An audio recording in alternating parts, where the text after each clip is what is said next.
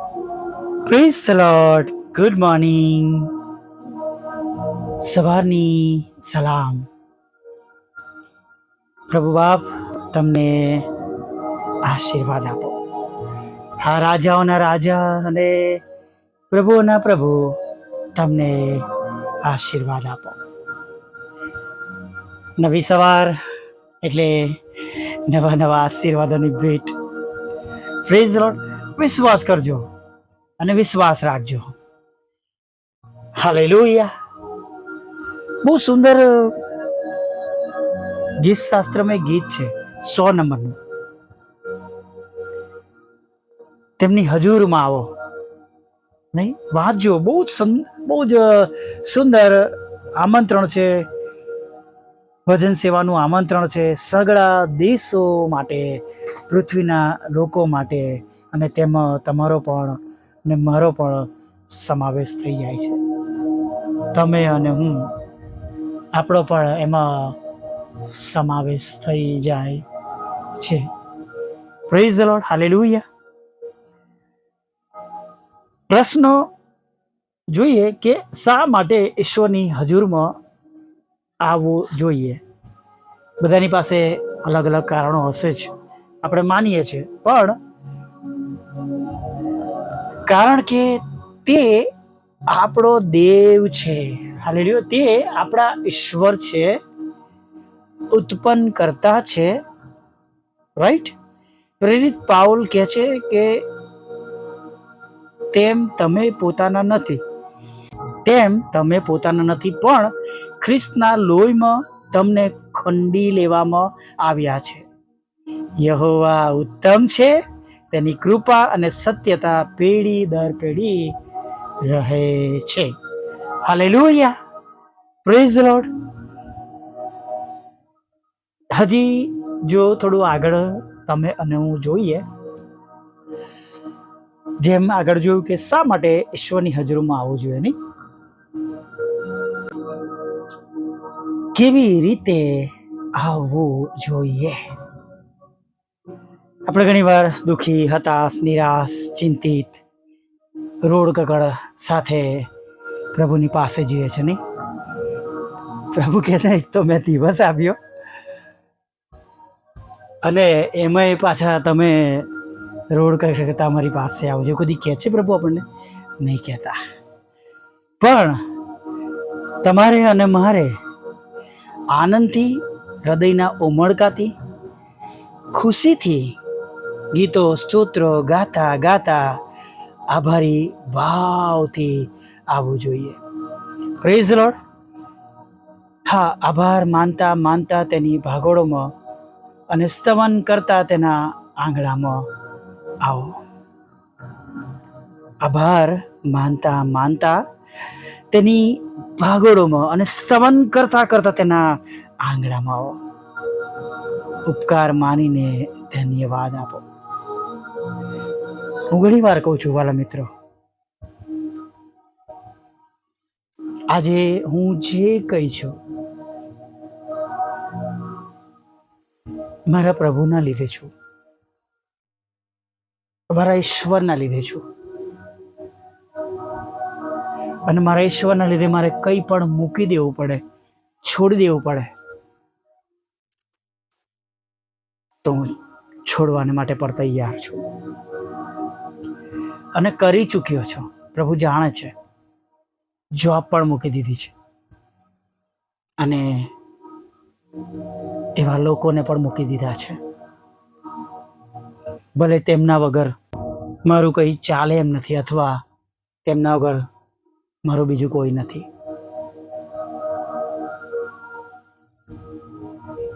ઈશ્વર પ્રભુ જેમને આપણે ધન્યવાદ આપીએ. જે છે તો આપણે છે, જે નથી તો આપણે કશું નથી. હાલેલુયા. અને આજે ઘણા બધા પ્રશ્નો આપણે જોઈએ છે ને, એનું મુખ્ય કારણ પણ એ છે જ. કોઈ જે પ્રમાણે પ્રભુને ગણવા જોઈએ ગણતું નથી. જે પ્રમાણે પ્રભુ પ્રેમ કરવો જોઈએ એ પ્રમાણે પ્રેમ કરતા નથી, જે પ્રમાણે પ્રભુની ઓળખ મળવી જોઈએ એ પ્રમાણે ઓળખ નથી. અને માટે બધા જ વ્યક્તિઓ પોતાને મન ફાવે એમ જીવે છે. ક્ષમા કરજો, મન ફાવે એમ સેવા પણ કરી રહ્યા છે. ક્ષમા કરજો, કેમ કે ક્યાંય પ્રભુનો ભય અને બીક નથી, અને મારા લોકો જ્ઞાનના અભાવે માર્યા જાય છે.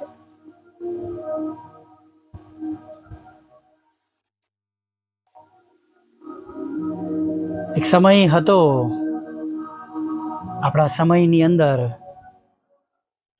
કે જ્યારે લગ્ન થાય પછી નક્કી થાય પછી લગ્ન પછી મળી શકાય અથવા એકબીજાનો ચહેરો જોઈ શકાય. અને આજે ડગલે ને પગલે એવા સંબંધો થઈ રહ્યા છે અને છૂટા પણ થઈ રહ્યા છે. અને ઘણી બધી જગ્યાએ જેમ પાઉલ કે છે અઘટિતો સાથે સંબંધ રાખવો નહીં, એમ અઘટિતો સાથે પણ ઘણા બધાએ રહેવાનું, ઉઠવા બેસવાનું, ફરવાનું જાણે નક્કી કરી નાખ્યું છે. કડવી વાત છે વાલા મિત્રો, પણ જે આપણે લોકોએ કરવું જોઈએ એનાથી આપણે બહુ દૂર છે. ઘણા બધા આશીર્વાદો એટલે નથી આપણા જીવનમાં. પ્રભુ હું રોજ બાઇબલ વાંચું છું, રોજ પ્રાર્થના કરું છું, પ્રભુ હું દાન આપું છું, પ્રભુ હું મિનિસ્ટ્રી ચલાવું છું, પણ આ બીજી બાબતોનું શું?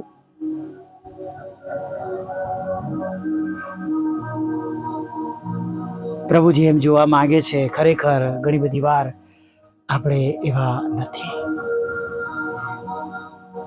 ત્રીજી બાબત જોઈએ, ભજનની સંગતથી ઉત્તેજન મળે છે. જો આપણે પ્રભુની સાથે જોડાયેલા રહીએ છીએ, પ્રભુને મળવા જઈએ છીએ, પ્રભુ સાથે સંગતિ કરીએ છીએ, તો ઉત્તેજન અને વિશ્વાસમાં વૃદ્ધિ થાય છે. રોમી 1 અને 12 પાઉલ રોમની મુલાકાતથી મંડળીને ઉત્તેજન આપવા માગે છે, દિલાસો આપવા માગે છે. ભજન સેવાનું આ મોટું પરિણામ છે.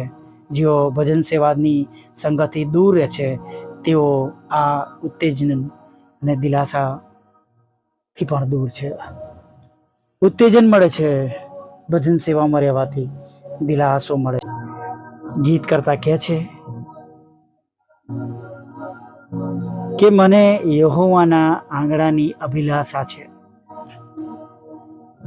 ત્યાં જતા મારું હૃદય અને શરીર હર્ષનાદ કરે છે. તમને આવું થાય છે? જેમ ગીત કરતા કહે છે કે યહોવાના આંગણાની અભિલાષા છે, ત્યારે ત્યાં જતા મારું હૃદય અને શરીર હર્ષનાદ કરે છે. શું આપણું શરીર હર્ષનાદ કરે છે? યહોવાના આંગણામાં ગાળેલો એક દિવસ શ્રેષ્ઠ બની જાય છે. ગીતશાસ્ત્ર 84 વાંચશો. યહોવાના આંગણામાં આવો, આવો ઈશ્વરની સ્તુતિ કરીએ, તેમનું ભજન કરીએ, તેમની આરાધના કરીએ, અને ચોક્કસ આ સમયમાં, આ પળમાં તેમની સાથે રહેવાથી, સંગતિમાં રહેવાથી, તેમનું ભજન કરવાથી, સ્તુતિ કરવાથી, આરાધના કરવાથી વાલા મિત્રો, દિવસો, પરિસ્થિતિઓ બદલાઈ જશે. He knows everything. પ્રભુની પાસે, આપણી પાસે યોજનાઓ છે વાલા મિત્રો.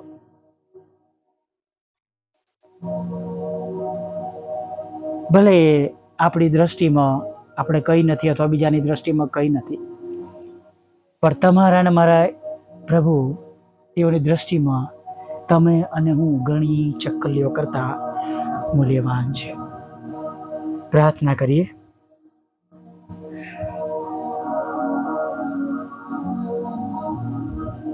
ભલા પ્રભુ, અમે તમારી સ્તુતિ કરીએ છીએ અને અમે તમારો પુષ્કળ આભાર માનીએ છીએ. અને પ્રભુ, આભાર માનતા, સ્તુતિ કરતા, આરાધના કરતા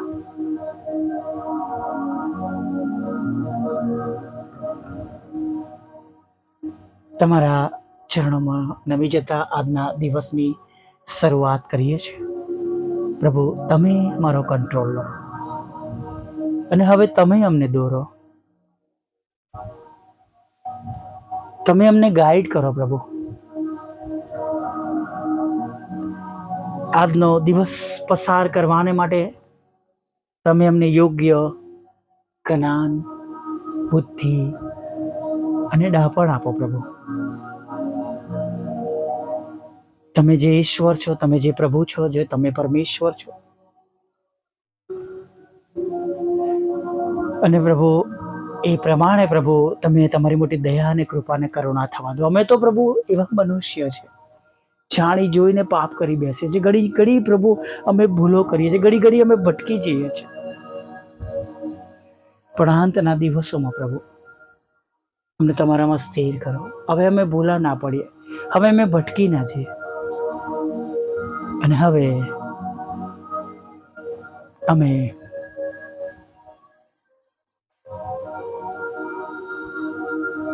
તમારામાં વધારે મજબૂત બનીએ, સ્ટ્રોંગ બનીએ, તમારા માટે ઊભા રહીએ, તમારા માટે છિંડામાં ઊભા રહેનારા બનીએ પ્રભુ. એવું થવા દો. અમને અમારા હાથના કામો તમને ગમતા હોય એવું થવા દો પ્રભુ.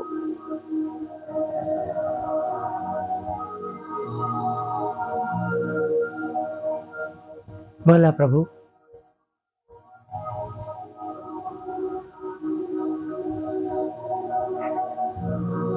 આજે સવારમાં પણ અમારા વિશે તમે બધું જ જાણો છો.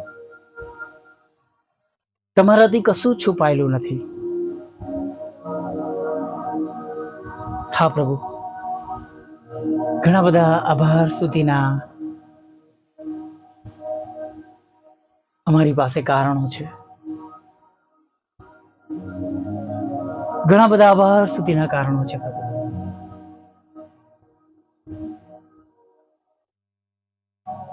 અનેક ઘણા ઉપકારો તમે અમારા પર કર્યા છે પ્રભુ.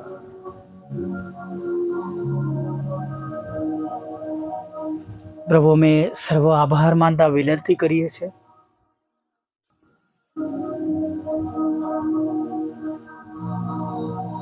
આજનું તમારી આગળ તમારું ભજન કરવું, સ્તુતિ કરવી, આરાધના કરવા, સંગતમાં ભાગ લેવો, વ્યક્તિગત રીતે ઇન્ડિપેન્ડન્ટ બધાને માટે તમે આશીર્વાદિત કરજો. હવે પછી કોઈનું મન ઉદાસ ન રહે પ્રભુ. અને જેમ તમે અમારા વિશે બધું જાણો છો પ્રભુ, એમ હવે અમારી પરિસ્થિતિઓમાં તમે અમને મદદ કરો.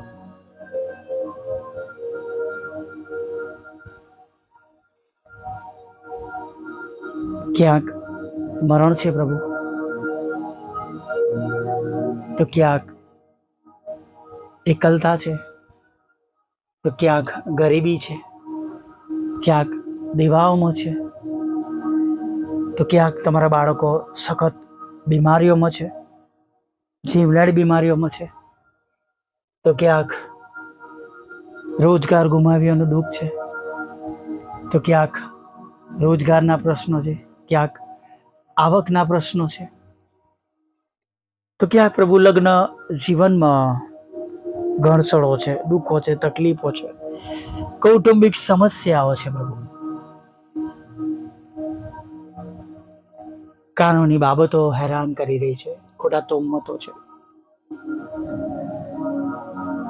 પ્રભુ. અમે પ્રાર્થના કરીએ છીએ, મદદ કરો. સર્વ બાબતોમાં જે પ્રમાણે તમારા બાળકો માટે યોગ્ય ઘટતું થવું જોઈએ બધું જ હમણાં જ થવા દો પ્રભુ. સાથે તેઓના હૃદયની ઈચ્છા છે તેઓ વિદેશ જાય તો વિદેશ દોરી જાઓ પ્રભુ. જુદી જુદી પરીક્ષામાં તેમને પાસ કરો, આઈએલટીએસના બેન્ડ આપો, લગ્નનો આશીર્વાદ આપો, બાળક ધનનો આશીર્વાદ આપો પ્રભુ તમે. સાથે પ્રભુ અમે પ્રાર્થના કરીએ છીએ પ્રભુ, તમારી સેવિકાના ખેતરમાંથી કડવા નામો દૂર કરો, તેનો કબજો તમે તેમને અપાવો પ્રભુ. ઘણા બધા લોકોએ પોતાની પ્રોપર્ટી છેતરપિંડીના લીધે ગુમાવી છે નાણાં ગુમાવ્યા છે, નાણાં ફસાયા છે, ત્યાં પણ તમે તેમને મદદ કરો. જે મકાનો વેચવાના છે, જેના માટે તમારા સેવક સેવિકાઓ, દીકરા દીકરીઓ રોજ મહેનત કરે છે, રોજ પ્રાર્થના કરે છે, એમની પ્રાર્થનાઓ આજે સ્વર્ગમાં માન્ય થાય, તમારી સમક્ષ માન્ય થાય, એવી અમે પ્રાર્થના કરીએ છીએ. પ્રભુ, અમારી પણ દરેક જરૂરિયાત પૂરી પાડજો પ્રભુ. છેલ્લી બાબત, એક વાહન માંગ્યું છે પ્રભુ, જે અમારા માટે કદી પણ શક્ય નથી, પણ એ વિશ્વાસ સાથે કે તમે જેમ સારાને કહ્યું કે યહોવાને શું કંઈ અશક્ય છે પ્રભુ, એ વિશ્વાસ કરતા અને બીજાઓને આગળ સાક્ષીરૂપ અને નમૂનારૂપ બનીએ માટે પ્રભુ અમારી આ છેલ્લી બાબતને પ્રભુ તમારી આગળ માન્ય થવા દો પ્રભુ. વોટ્સઅપ, ફેસબુક, યુટ્યુબની સેવાને આશીર્વાદિત કરો. એમાં રહેલા પ્રશ્નો દૂર કરો. ગુમાવ્યું છે બધું એને પાછું આપો. બંધ દરવાજા પ્રભુ ખુલ્લા કરો પ્રભુ. સતાવનારાના મન બદલો પ્રભુ પિતા, અને પ્રભુ તેઓને સાઉલમાંથી પાઉલ બનાવો અને હાનના જેવી તેઓ બહેનો બને પ્રભુ, એવું પણ થવા દેજો. પાપોની ક્ષમા કરજો. ખોરાક, વસ્ત્ર, અન્ન પાણી આપજો અને સાંજે તમારું ભજન કંઠે લઈ લાવજો. માગતા પ્રભુ ઈસુમાં આટલું સાંભળો દઈએ બાપ, માન્ય કરજો. આમીન, આમીન, આમીન.